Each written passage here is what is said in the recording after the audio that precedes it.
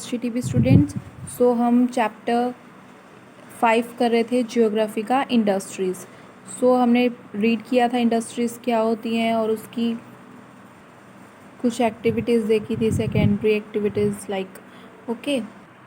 So classification of industries हमने देखा था, रॉ मटेरियल। इसकी आगे फर्दर क्लासिफिकेशन इंडस्ट्रीज़ की किस पे क्लासिफाइड किया जाता है, किस बेसिस पे, raw material, size and ownership. Raw material हमने रीड कर लिया था, साइज़ हमें पता लग गया था। नाउ हम ऑनरशिप रीड करते हैं। नाउ ऑनरशिप क्या है? Industries can be classified into private sector, state own और public sector, joint sector and cooperative sector. Ownership में कौन कौन से, ओनरशिप मीन्स होता है कि जिसके अंडर वो इंडस्ट्रीज चल रही हैं, जिसके सिर पर वो इंडस्ट्रीज चल रही हैं। कौन कौन से सेक्टर आते हैं इसमें? प्राइवेट सेक्टर, स्टेट ओन या पब्लिक सेक्टर, और होता है जॉइंट सेक्टर। ठीक है, ये 3 टाइप के हैं, प्राइवेट, स्टेट ओन या पब्लिक सेक्टर, लास्ट है joint. Okay, now private sector कौन से होते हैं? Private sector industries are owned and operated by individual और a group of individuals. Means कि या तो एक पर्सन चला रहा है या फिर कोई एक ग्रुप है। इंडिविजुअली मीन्स कि या तो एक पर्टिकुलर किसी पर्सन की वो है इंडस्ट्री, या फिर एक ग्रुप है, फैमिलीज़ के ग्रुप होते हैं। मीन्स कि जो इंडस्ट्री चलाती है फैमिली काफ़ी टाइम से चला रही होती है। ओके, तो ये होते हैं प्राइवेट सेक्टर्स। ठीक है, जो गवर्नमेंट के अंडर नहीं होते। ठीक है, the public sector industries are owned and operated by government, जो गवर्नमेंट द्वारा चलाई जाती है। For example Hindustan Aeronautics Limited, Hindustan Aeronautics Limited. Second example है Steel Authority of India Limited. Now है जॉइंट सेक्टर। जॉइंट सेक्टर कौन से होते हैं? Joint sector industries are owned and operated by the state, जो कि स्टेट के अंडर होती है। स्टेट मीन्स राज्य के अंडर, एंड इंडिविजुअल्स और a group of individuals. Like means की जो स्टेट के मीन्स की जो गवर्नमेंट के अंडर भी होती है, और इंडिविजुअल किसी पर्टिकुलर पर्सन्स मीन्स की प्राइवेट और गवर्नमेंट सेक्टर दोनों जो है इसमें इन्वॉल्व होते हैं जॉइंट सेक्टर में, इसलिए इसका नाम जॉइंट सेक्टर है। लाइक मारुति उद्योग लिमिटेड जो है ये जॉइंट सेक्टर है।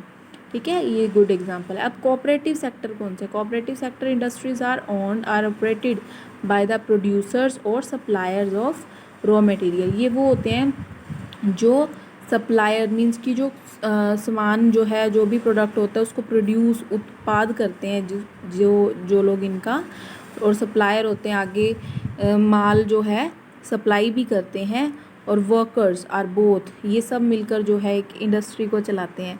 लाइक फॉर एग्जांपल है हमारे पास आनंद मिल्क यूनियन लिमिटेड।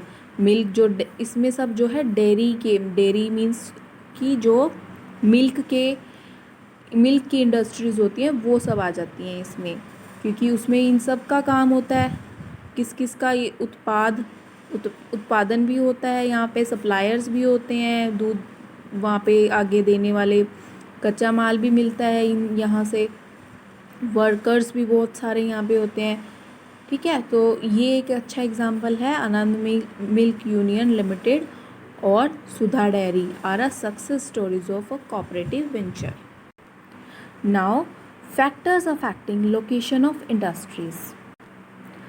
अब फैक्टर कौन कौन से अफेक्ट करते हैं, ऐसी कौन कौन सी जो इंडस्ट्री के लिए ऐसी चीज़ें हैं जो इंडस्ट्रीज़ पे प्रभाव डालती हैं, उसकी लोकेशन जहाँ पे वो है।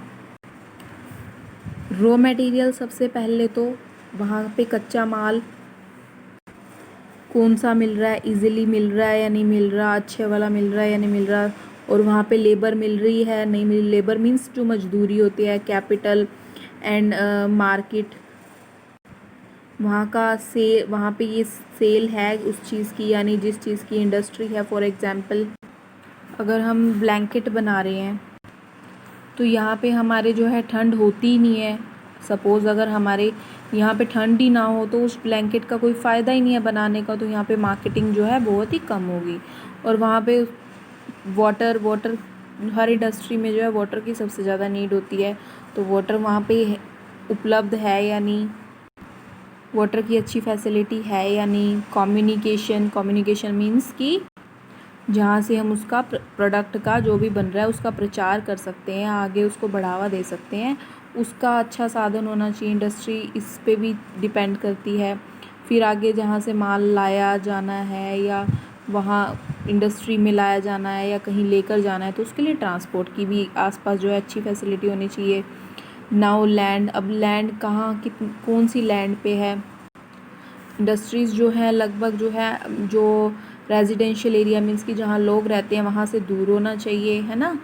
तो इस तरह से लैंड भी जो है काफ़ी प्रभाव डालती है इंडस्ट्रियल एरिया पे। सो पावर, वहाँ पे बिजली तो चाहिए होगी सारा दिन, जब इंडस्ट्री में कुछ ना कुछ अगर उत्पाद हो रहा है किस चीज़ का, प्रोड्यूसिंग हो रही है किस चीज़ की, तो पावर की तो ज़रूरत पड़ेगी, बिजली की, क्योंकि मशीनें काफ़ी सारी वहाँ पे यूज़ हो रही हैं, है ना।